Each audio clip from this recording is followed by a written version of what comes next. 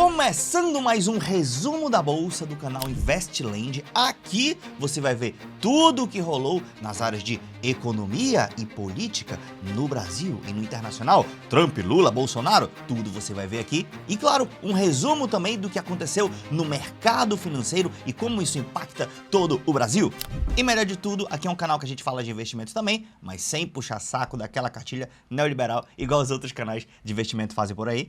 E também sem ficar puxando saco de político de estimação. Aqui a gente elogia quando tem que elogiar, critica quando tem que criticar. E essa semana, meu irmão, foi muito importante porque parece sim que ele, Bolsonaro, o mito de alguns de vocês, já escolheu como ele quer compor a chapa presidencial. E eu vou te mostrar isso. E falando em presidencial, parece que Mr. President Lula está voando nas pesquisas e está tendo aumento de popularidade, ainda mais com essa história da isenção do IR. Vamos falar pra você disso e um spoiler importante. Parece que o principal candidato contra o Lula, segundo algumas pesquisas, está sendo quem? Ciro Gomes, o Cirão da massa. Daniel, me conta essa história melhor. Tudo você vai ver aqui no resumo da bolsa. Vem comigo que o vídeo de hoje tá imperdível.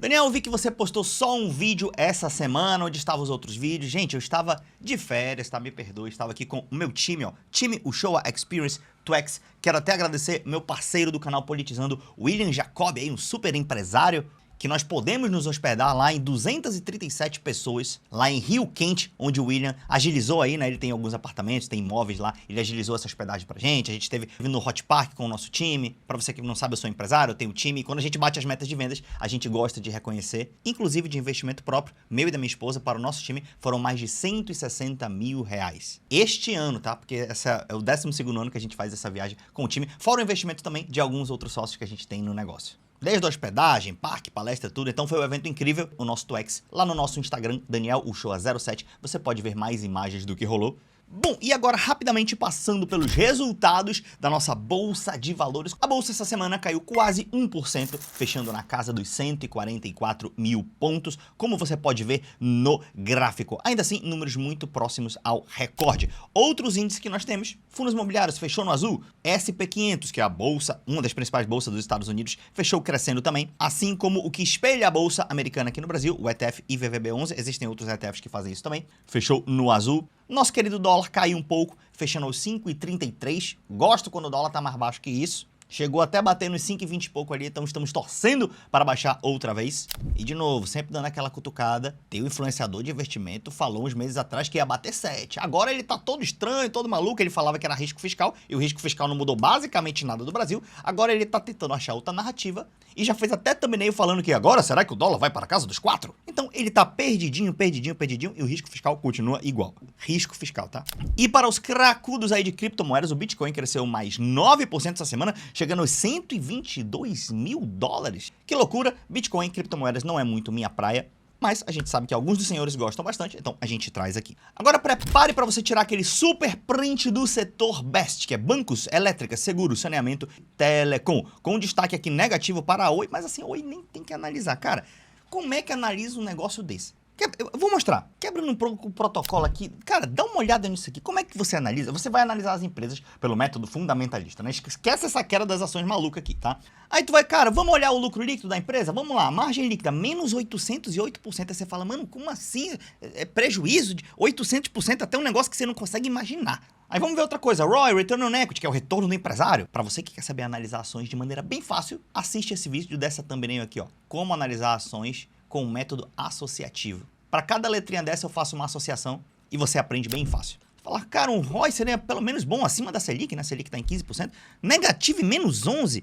Tu fala, cara, crescimento das receitas. Vamos ver, receita é o que é a ponta da DRE da empresa, tá? É aquele faturamento lá, das primeiras linhas da DRE, que é o dinheiro de vendas da empresa, tá? Como tá nos últimos 5 anos? Caindo uma média de 52%. E você fala, mano, como é que o pessoal compra essas empresas? Sabe quem gosta dessas maluquices? A galera que acha que bolsa de valores é um cassino. E eles ficam aí comprando e vendendo essas empresas que o fundamento é ruim. Aí, por causa desses movimentos malucos, eu tenho que vir aqui explicar como que uma empresa varia 20% na semana, cresce 50%, cai 40% e 30%. Então, espero que você tenha entendido um pouco, tá? Um outro destaque que a gente teve aí foi a queda também das ações de Banco do Brasil, tá? O Banco do Brasil caiu essa semana aí, se você ver, de R$22 para mais ou menos aqui, quanto?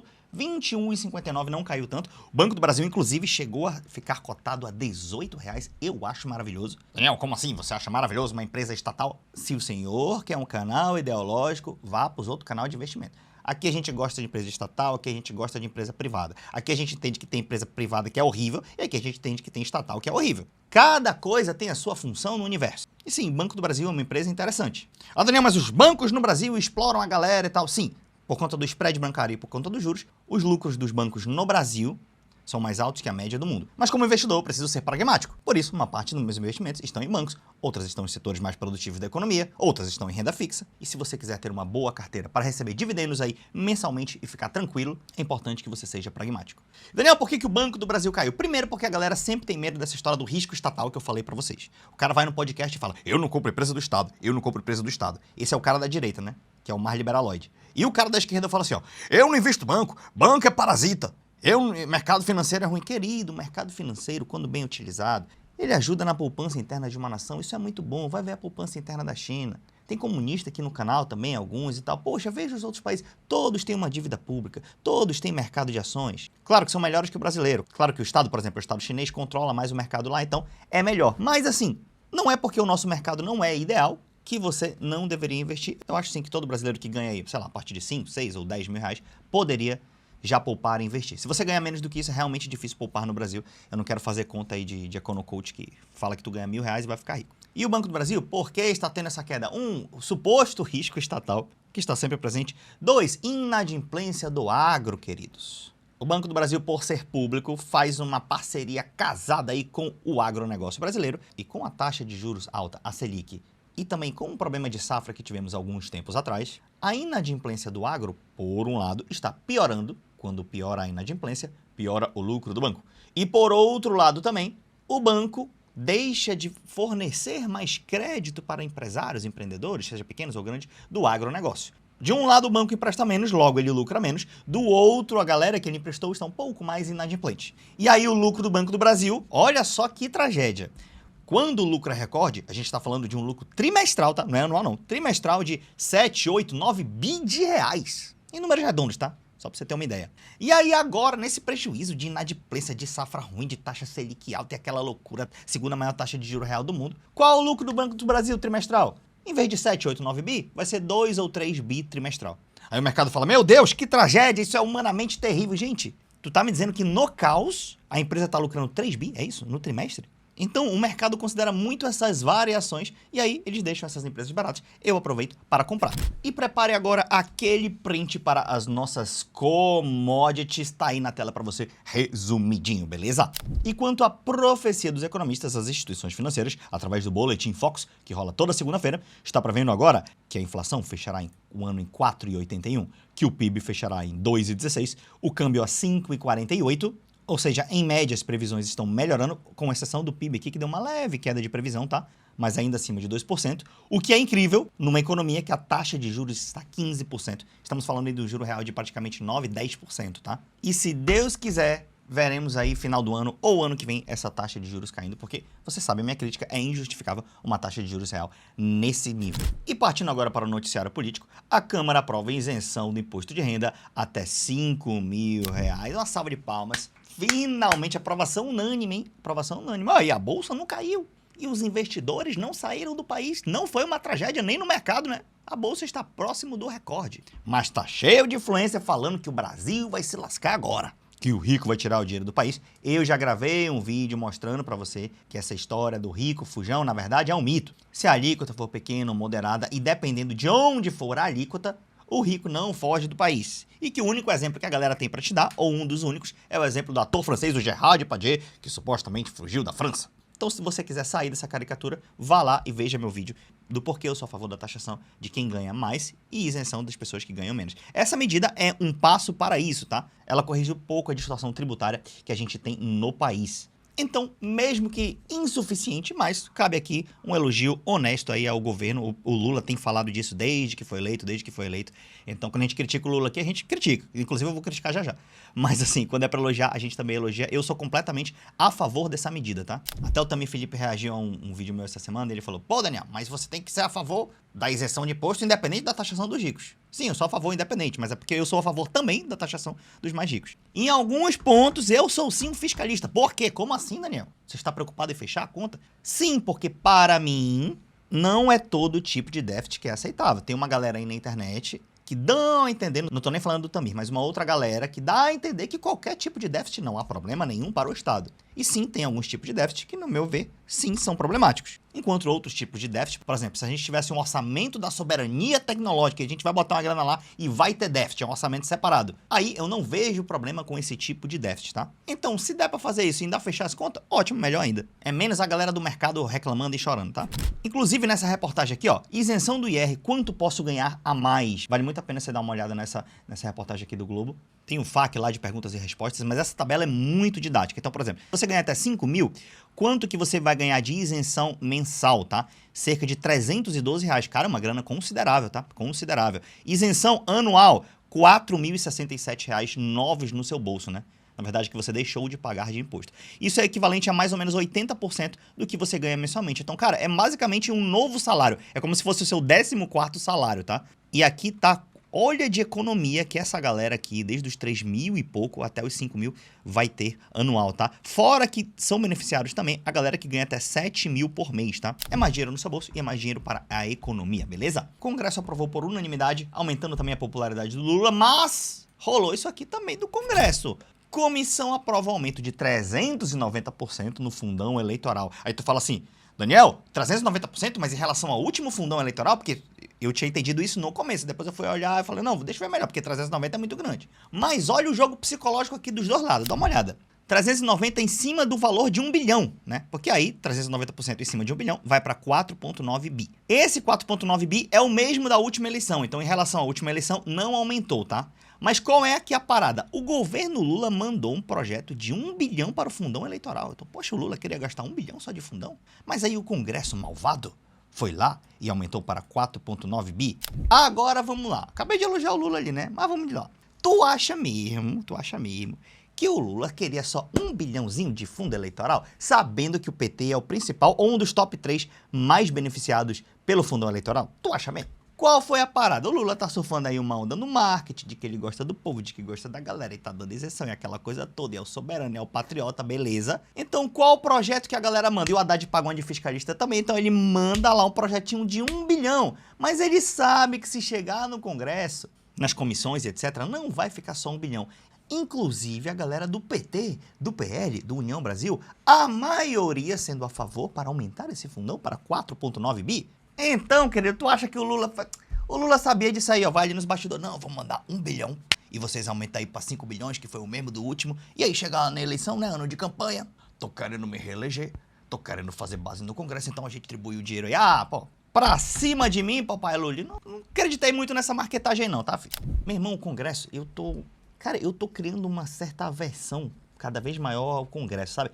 Não é bom porque eu, Daniel, eu não costumo odiar ninguém, eu não morro de amores por ninguém. E eu também não odeio ninguém, eu tento sempre pensar muito com a lógica, mas cara, o Congresso esses últimos tempos, meu irmão, só quer votar pra aumentar o número de deputados, só quer deixar o fundão eleitoral alto. Ah, Daniel, mas aumentaram a isenção do imposto de renda. É, mas também não tinha como votar contra isso, né? Tanto que a votação foi unânime. Mas assim, quero ver na hora lá de taxar os ricos, como é que a galera vai reagir. Na hora de fazer uma reforma tributária justa mesmo, como é que a galera vai reagir do Congresso. Então os caras só estão cada vez mais querendo uma mata pra si, fora as emendas parlamentares, que se o senhor é um presidente de esquerda, de direita, de centro, de baixo, você tem lá 50 bi, isso se não aumentar, na mão do Congresso. Então uma parte do orçamento que você tem ali livre, que você poderia usar, fica na mão do Congresso. Fora que a chance de ter corrupção nisso aí é extremamente alta. Então, eu, Daniel, não gosto desse poder exacerbado do Congresso em relação ao orçamento. E meio que é sempre com uma faca no pescoço do presidente. Isso vale para qualquer presidente, tá? Seja de esquerda ou de direita. Agora vamos um pouco pro internacional, daqui a pouco a gente volta a falar das eleições aqui. O Hamas diz aceitar libertar todos os reféns em resposta a um plano de Trump. Tomara que dê certo. Quando fala assim, ó, plano de Trump, eu já fico desconfiado.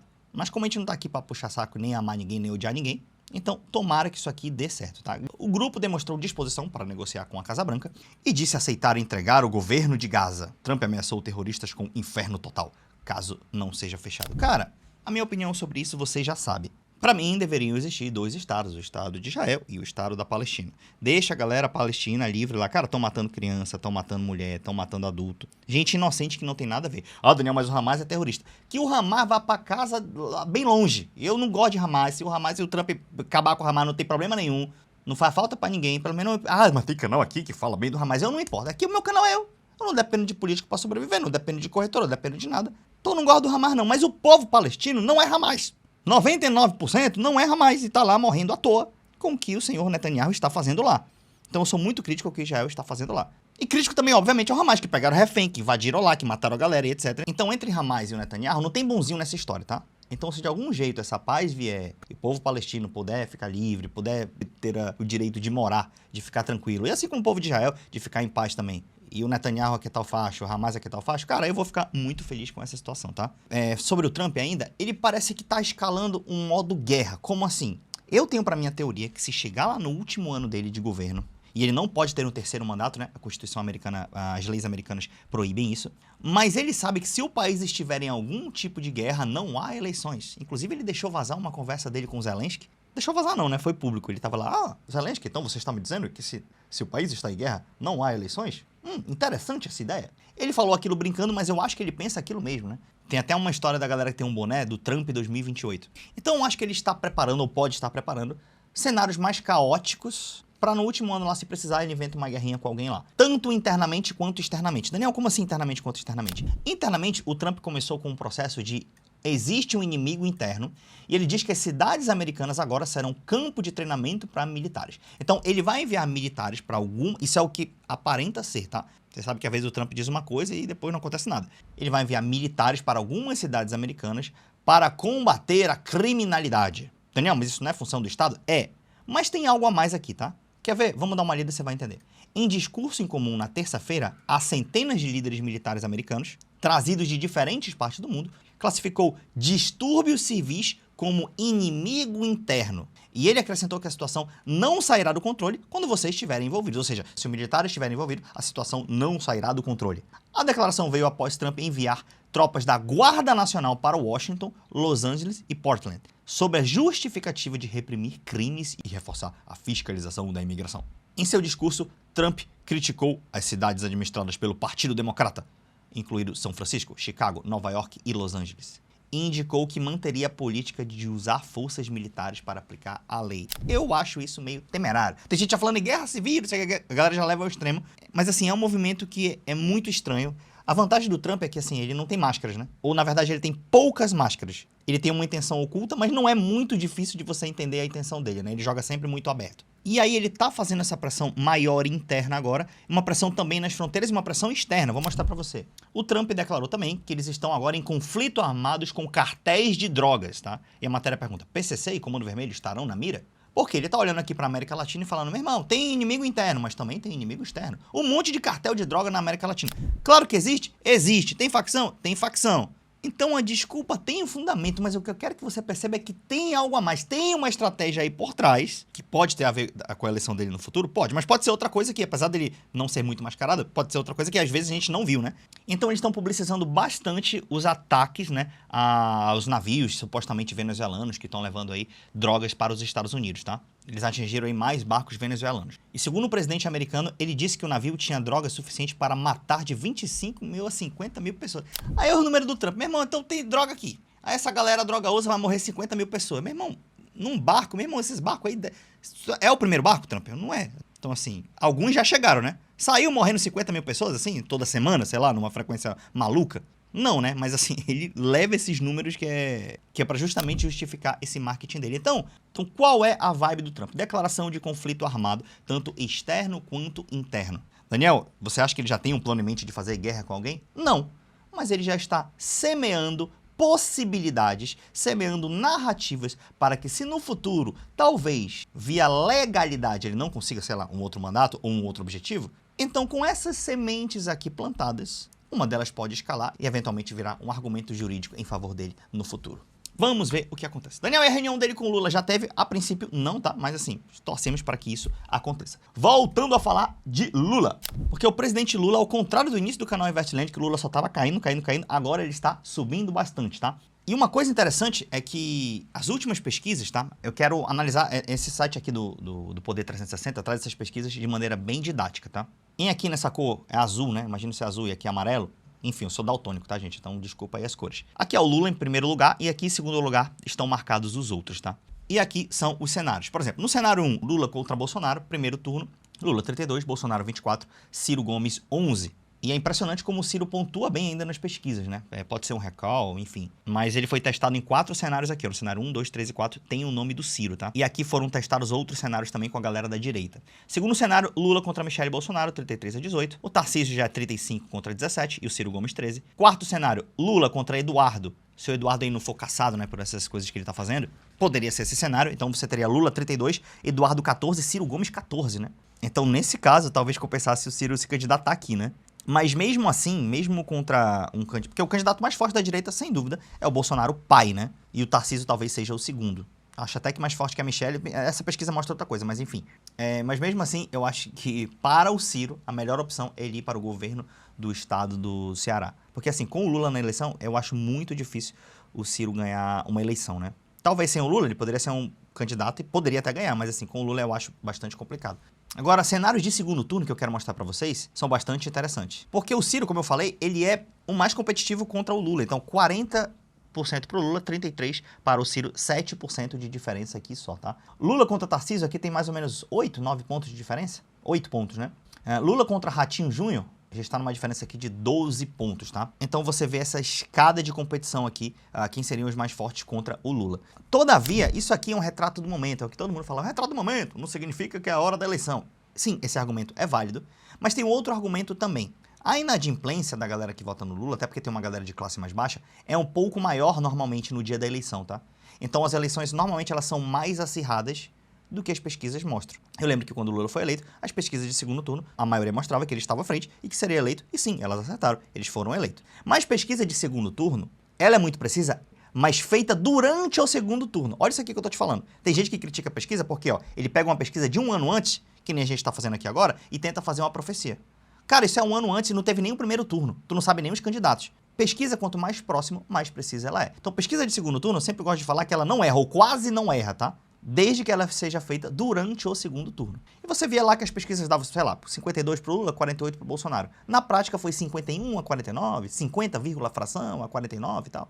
Por conta dessa inadimplência um pouco maior e por conta que o antipetismo ali nos últimos dias, a galera da direita, ela tem uma influência em rede social maior. Eles têm um medo, eles falam, não, vai, meu irmão, tem que fazer isso, não vai virar o comunismo, a Venezuela e tal. Então eles acabam tirando aqueles votos de última hora ali, meio que na pressão mesmo, né? Tem um militante lá do Lula e tal, mas teve muita gente que votou no Lula e ficou meio calado, meio de boa. Não ficou militando tanto, né? Foi um voto anti-Bolsonaro. Então por isso que essa distância tende a ser um pouco menor. Mas, Daniel, quem vai ser o candidato, já que o Bolsonaro não estará na eleição? Segundo a reportagem da CNN, Bolsonaro deu aval para o Tarcísio disputar o Palácio do Planalto e a Michele seria vice. Ou seja, ele precisa de alguém com o sobrenome Bolsonaro na chapa presidencial e supostamente a Michele seria melhor para ele, supostamente. Tá? Por quê? Tem aquela história de que a mulher é submissa, então, teoricamente, ele poderia mandar nela e ela faria o que ele quiser. 2, num negócio que o Tarcísio cai a aprovação, acha um impeachment lá. Não falaram isso aqui na reportagem, mas tô só especulando. Acha um impeachment lá, cai na mão dela isso daí. 3, a Michele falaria com o público que é o bolsonarista, obviamente, pelo sobrenome Bolsonaro, mas também teria a possibilidade de falar com o público não bolsonarista, as mulheres, talvez, porque ela não é o Bolsonaro, entende? Então, seria um jogo estratégico nesse sentido. Eu, Daniel, acho que qualquer nome Bolsonaro, assim, que tem o sobrenome Bolsonaro na chapa presidencial, eu acho que é um nome muito arriscado no seguinte sentido. Se o Lula quiser ganhar a eleição, eu acho que ele prefere concorrer com alguém que tem o sobrenome Bolsonaro. Eu acho que as chances do Lula concorrendo contra esse sobrenome são mais altas, tá? Mas, Daniel, vamos lá. Então a chapa vai ser Tarcísio e Michele? Cara, de verdade, eu acho que não. Eu não sei se o Tarcísio vai ter coragem.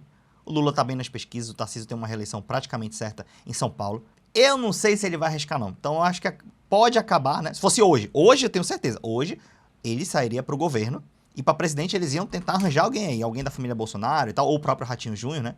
O Ratinho Júnior eu acho que tirando o Tarcísio, ele é o segundo nome aí que a galera da direita ou do centro, ou uma galera mais moderada gostaria que assumisse essa vaga presidencial, até também a galera da Faria Lima aí. Então aí poderia ser um Ratinho Júnior, quem sabe, não sei.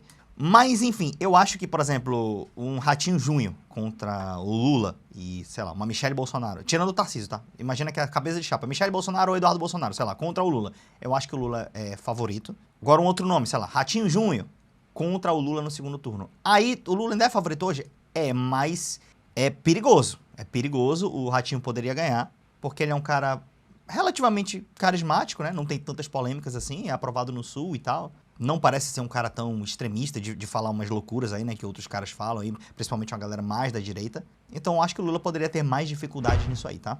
Mas só o futuro dirá como serão as eleições de 2026. Esse foi mais um resumo da bolsa do canal Investland. A gente se vê no próximo vídeo.